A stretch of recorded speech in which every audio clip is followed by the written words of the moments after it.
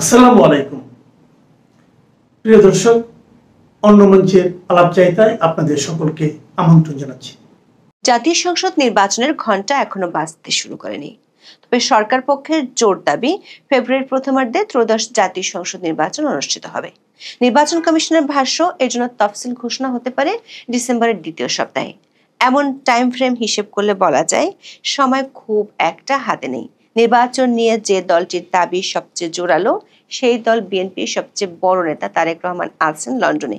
যিনি কবে দেশে আসবেন বা আদৌ আসবেন কিনা তা নিশ্চিত নয়।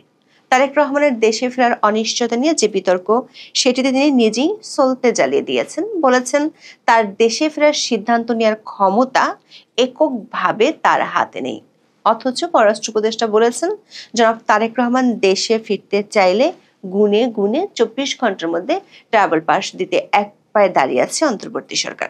তারেক রহমান শুধু দেশে ফেরার ইচ্ছা প্রকাশ করবেন, অন্তর্বর্তী সরকার ব্যবস্থা নিয়ে নেবে। পররাষ্ট্র উপদেষ্টার এমন বক্তব্যের পর প্রশ্ন উঠেছে, যেখানে দলটির নেতাকর্মীরা চায়, যেখানে অন্তর্বর্তী সরকারও সব ব্যবস্থা করে দিতে চায়, সেখানে তারেক রহমান ঠিক কী কারণে বাংলাদেশে ফিরছেন না? তবে তার দল থেকে বলা হচ্ছে, তফসিল ঘোষণা করা হলে তিনি ফিরতে পারেন। দর্শক, এখানেই উঠে আসছে একটি বড় আশঙ্কার বিষয়। তফসিলের আগে না ফিরলে তারেক রহমান কি সংসদ নির্বাচনে প্রতিদ্বন্দ্বিতা করতে পারবেন? বাংলাদেশের জাতীয় সংসদ নির্বাচন সংশ্লিষ্ট আইনগুলো ঘেঁটে দেখা যাচ্ছে, তারেক রহমানের তফসিল ঘোষণার আগে দেশে না আসেন, তাহলে সোজা সাপটাভাবে আইন লঙ্ঘন না করলে কিংবা তাকে বিশেষ সুবিধা দেয়া না হলে তার পক্ষে আগামী সংসদ নির্বাচনে প্রতিদ্বন্দ্বিতা করা সম্ভব নয়। পররাষ্ট্র উপদেষ্টার কথা থেকে আরও একটি বিষয় বোঝা যাচ্ছে, তারেক রহমানের দেশে ফেরা না ফেরার সাথে নির্বাচন সুষ্ঠু হওয়ার কোনো সম্পর্ক আছে বলে সরকার মনে করছে না।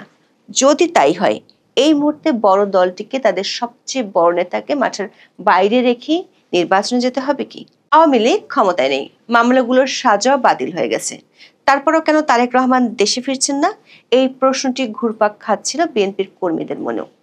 বিএনপির নেতারা অবশ্য আশ্বস্ত করেছিলেন যথাসময়ে ফিরবেন তাদের দলের কাণ্ডারি, কিন্তু কেন ফিরছেন না সেই প্রশ্নের উত্তর দিচ্ছিলেন ঠাড়ে ঠোরে।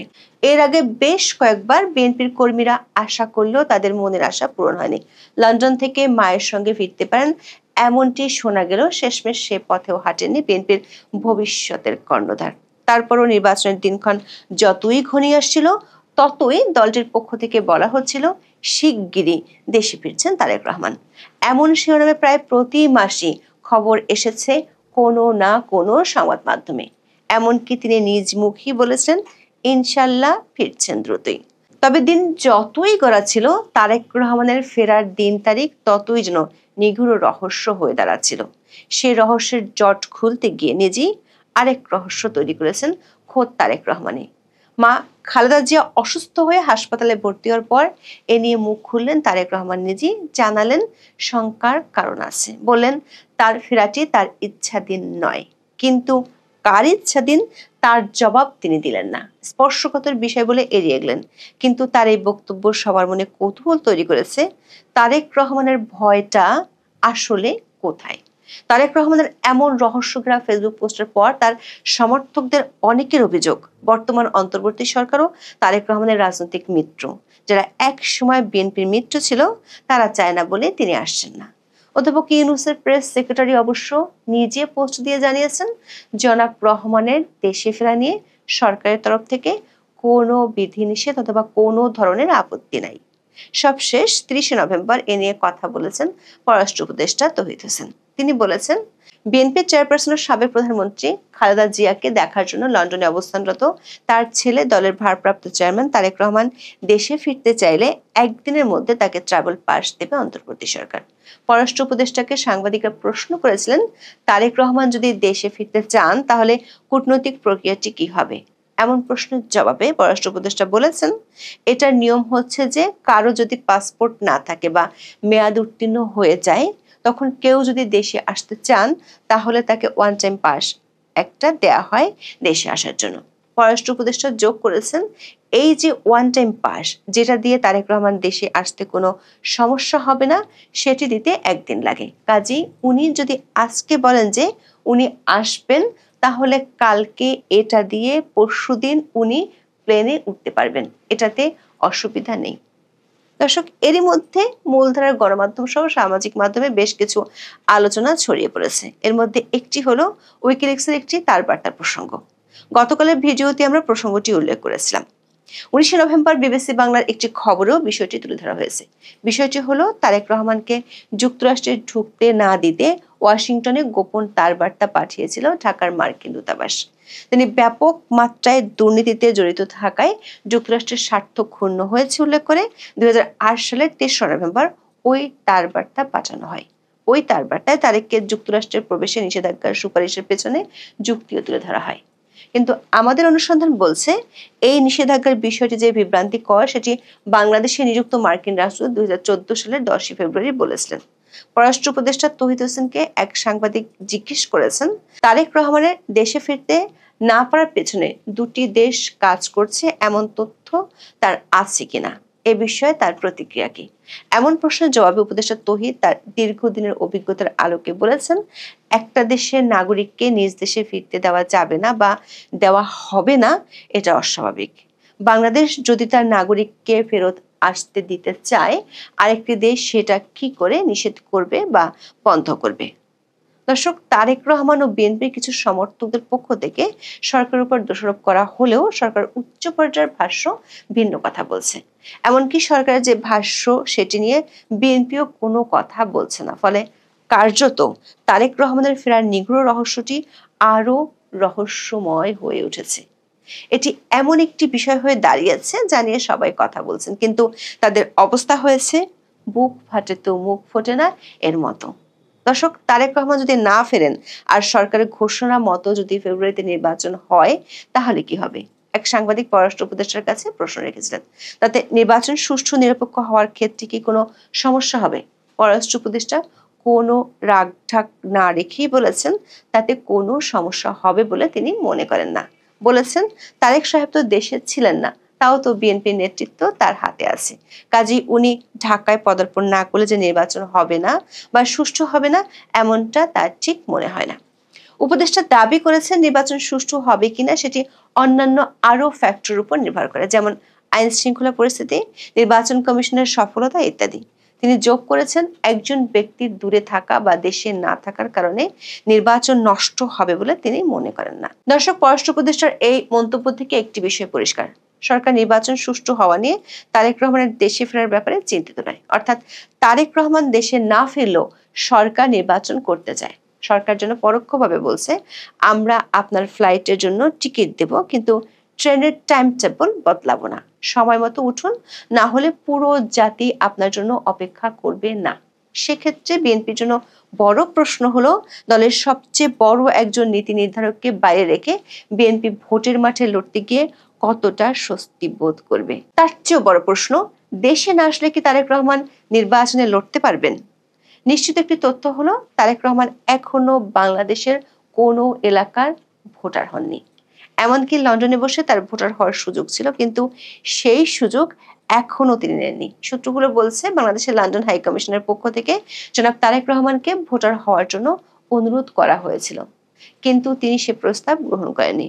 ভোটার হওয়া ছাড়া কি বাংলাদেশের আইনে নির্বাচনে প্রার্থী হওয়া সম্ভব? 1972 সালে গণপ্রতিনিধিত্ব আদেশ, যেটি দিয়ে আসলে বাংলাদেশের সংসদ নির্বাচন পরিচালিত হয়, এটিকে বলা হয় আরপিও। এই আরপিও আইনটি বাংলাদেশের নির্বাচনের মাঠের মূল খেলার নিয়মকানুন নির্ধারণ করে। আরপিওর 12 অনুচ্ছেদে প্রার্থীর যোগ্যতা সংক্রান্ত একটি অত্যন্ত গুরুত্বপূর্ণ শর্ত রয়েছে। সেখানে পরিষ্কারভাবে বলা হয়েছে, কোনো ব্যক্তি সংসদ সদস্য হিসেবে নির্বাচিত হবার বা থাকার যোগ্য হবেন না যদি তিনি কোনো নির্বাচনী এলাকায় ভোটার হিসেবে তালিকাভুক্ত না থাকেন।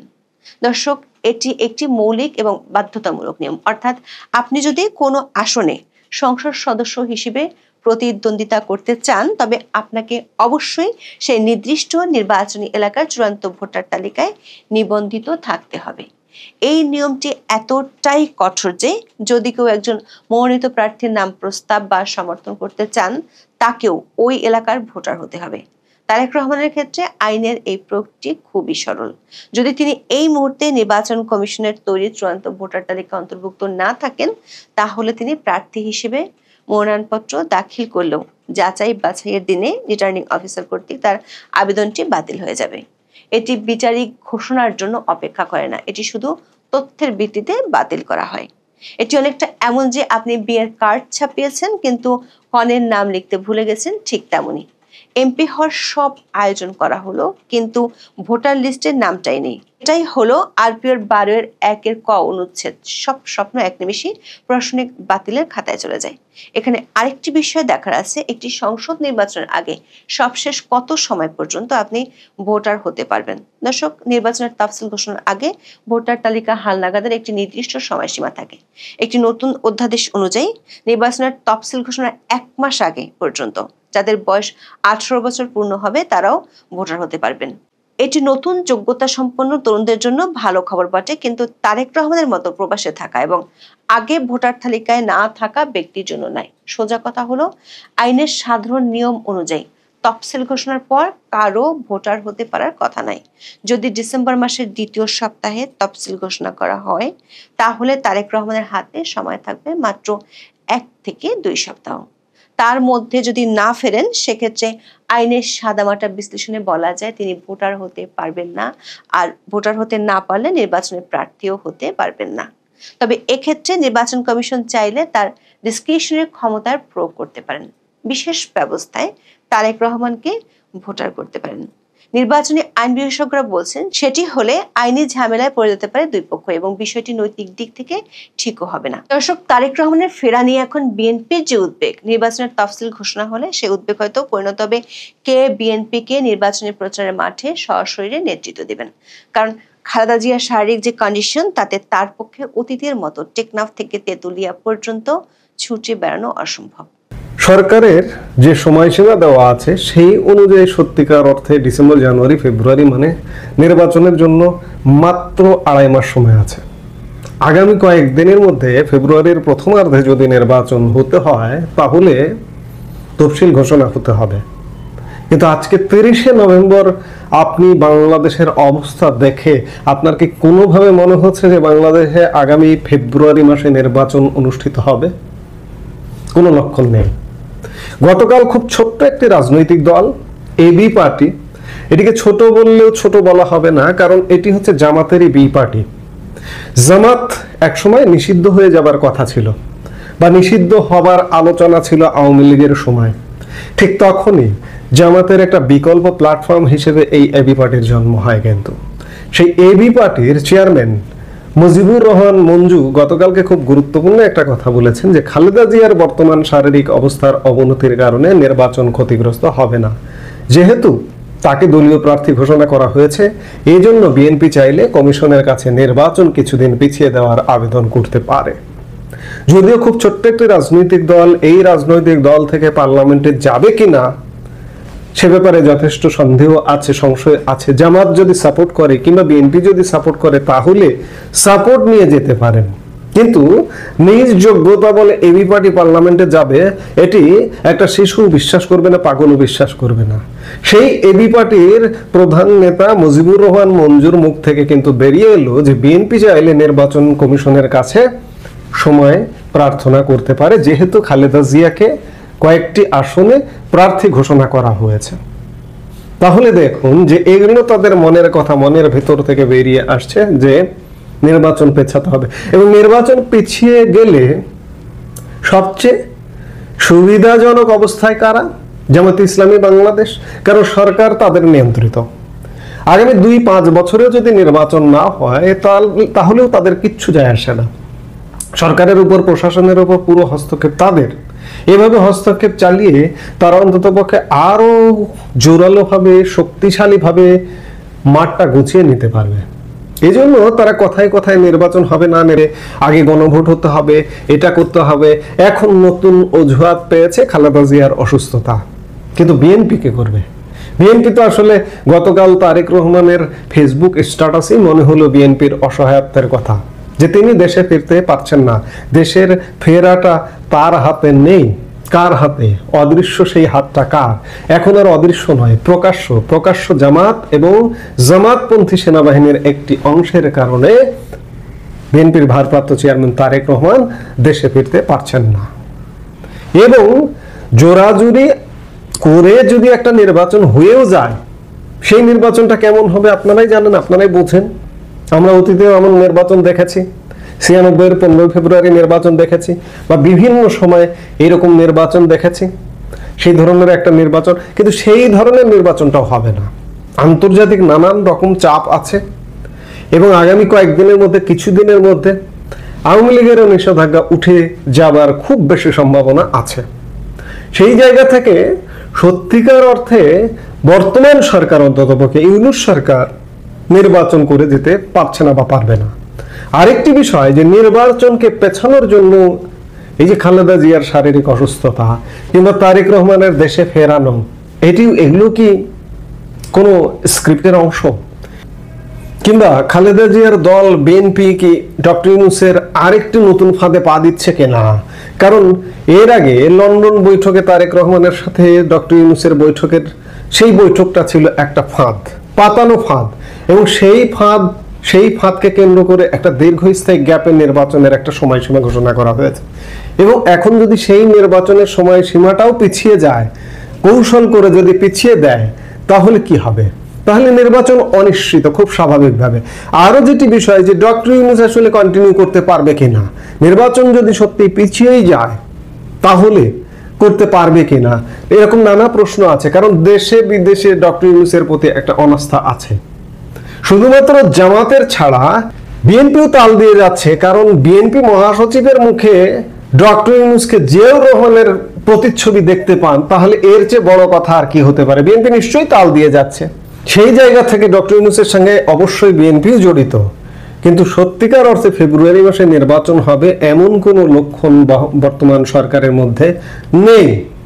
এদিকে আন্তর্জাতিক চাপ কিন্তু তীব্র থেকে তীব্রতর হচ্ছে। আপনারা জানেন যে এই বর্তমান সরকারের একজন অন্যতম সমন্বয়ক যদি বলেন সরকারের তরফ থেকে, খলিলুর রহমান কখনো দিল্লি যাচ্ছেন, কখনো কাতারে যাচ্ছেন, দিল্লি থেকে মেসেজ নিয়ে এসেছেন, কাতার থেকে মেসেজ নিয়ে এসেছেন, এবং কাতার থেকে মেসেজ নিয়ে আসবার ঠিক পরের দিন শুক্রবারে খলিলুর রহমান দেশে ফিরেছেন।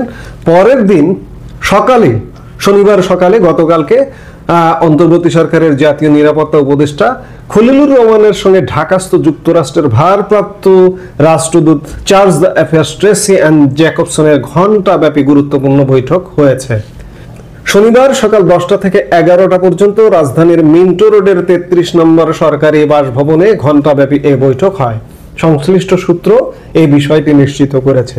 সূত্র জানায়, বৈঠকটিতে জাতীয় নিরাপত্তা উপদেষ্টা ডক্টর খলিলুর রহমানের ভারত সফরের আলোচ্য বিষয়ে, আসন্ন জাতীয় সংসদ নির্বাচনের সার্বিক পরিস্থিতি বিষয়ে এবং আদালতের দণ্ডপ্রাপ্তদের ভারত থেকে ফেরত আনার বিষয়ে আলোচনা হয়েছে। সবকিছু মিলে আমরা সামনে খুব শীঘ্র একটা বড় ধরনের রাজনৈতিক টর্নেডোর মধ্যে পড়ে যাচ্ছি। কারণ দেশি বিদেশি আন্তর্জাতিক চাপ, দেশি বলতে বাংলাদেশের জনসমর্থন, আওয়ামী লীগের উপরে নিষেধাজ্ঞা উঠিয়ে নিলে এই যে বর্তমান যে রাজনৈতিক দলগুলো আছে, জামাত, বিএনপি, এনসিপি, এই ধরনের রাজনৈতিক দলগুলো তারা কি প্রতিক্রিয়া দেয়? কিংবা আওয়ামী লীগ ধরুন এতদিন ধরে কর্মকাণ্ডে নেই, নিষেধাজ্ঞা উঠে গেলে আওয়ামী লীগ যদি কর্মকাণ্ডে ফিরতে থাকে এবং ফিরে এসে যদি তাদের সাথে এখনকার রাজনৈতিক দলগুলোর সঙ্গে মোকাবেলা করতে চায়, তখন কি পরিস্থিতি হয়? সেই পরিস্থিতিগুলোর উপর অনেক কিছু নির্ভর করছে। আমরা সত্যিকার অর্থে একটা রাজনৈতিক টর্নেডোর মুখোমুখি। এই ডিসেম্বরে আমরা রাজনৈতিক টর্নেডোর মুখোমুখি হতে যাচ্ছি। যদি নির্বাচনের আয়োজনের দিকেই যায় আওয়ামী লীগের অংশগ্রহণকে কেন্দ্র করেও, সেক্ষেত্রে আওয়ামী লীগ প্রধান শেখ হাসিনাকে নির্বাচনের বাইরে রাখতে চাইবে। শেখ হাসিনা পরিবারের অনেককে ইতিমধ্যে সাজা দিয়েছে, তাদেরকে নির্বাচনের বাইরে রাখতে চাইবে। এই ধরনের ঘটনাগুলো নিয়ে সামনের দিনগুলোতে নানা রকম টানপোড়েনের একটা আভাস বা একটা পূর্বাভাস, একটা টর্নেডো, একটা সাইক্লোন, একটা খুব বড় ধরনের ঘূর্ণিঝড়ের আভাস পাওয়া যাচ্ছে। সেই জায়গায় এই টর্নেডো, এই ঘূর্ণিঝড় যদি আসে, তাহলে যে কোনো অজুহাতে ইউনূস সরকার নির্বাচনকে পিছিয়ে দিতে পারে, কিংবা এমন ঘটনা হতে পারে, এমন চাপে পড়তে পারে ইউনূস সরকারের পরিবর্তনের একটা ধোঁয়া উঠতে পারে, সেটা সেনাবাহিনী থেকেই উঠতে পারে, যে দেশের পরিস্থিতি ভয়াবহ। এই অবস্থায় ইউনূস সরকার আপনাকে দিয়ে আর হচ্ছে না, পরিবর্তন আসন্ন। অতএব আমরা 3 মাসের বা 6 মাসের একটা তত্ত্বাবধায়ক সরকার করে দিব, সবাই মিলে, সেনাবাহিনী নেপথ্যে থাকবে, সবাই মিলে যে আমরা একটা 3 মাস 6 মাসের সরকার করে দেব। সেই সরকার শুধুমাত্র নীতি নির্ধারণী সিদ্ধান্ত বা নির্বাচনী আয়োজনের দিকে এগুবে। আমাদের অতীতের তত্ত্বাবধায়ক সরকারগুলো যেভাবে কাজ করেছে, কিংবা এই যে অতি সম্প্রতি নেপালে যে একটা অন্তর্বর্তীকালীন সরকার গঠিত হয়েছে সুশীলা কার্কের নেতৃত্বে, নির্বাচনের বাইরে তাদের কোনো এজেন্ডা নেই, তাদের কোনো কর্মকাণ্ড নেই, সেরকম একটি সরকার চলে আসতে পারে বা আসার খুব বেশি সম্ভাবনা আছে। আসতে পারে বা আসার সম্ভাবনার কথা এজন্য বলি বা বলছি, কিংবা যদি কথাটা এজন্যই বলি কারণ রাজনৈতিক হিসাব প্রতিনিয়ত পাল্টে যায়, যে কোনো মুহূর্তে হিসেব পাল্টে যোগ বিয়োগ ভুল হতে পারে, ভুল হয়ে অন্য সমীকরণ ঘটতে পারে। অর্থাৎ আমরা সত্যিকার অর্থে সামনের দিনগুলোতে একটা চরম রাজনৈতিক টর্নেডোর মুখোমুখি। নির্বাচন ফেব্রুয়ারি মাসে হচ্ছে না, এটি মোটামুটি এক প্রকার নিশ্চিত। এই মুহূর্তে এ পর্যন্ত। সবাই ভালো থাকুন, সুস্থ থাকুন।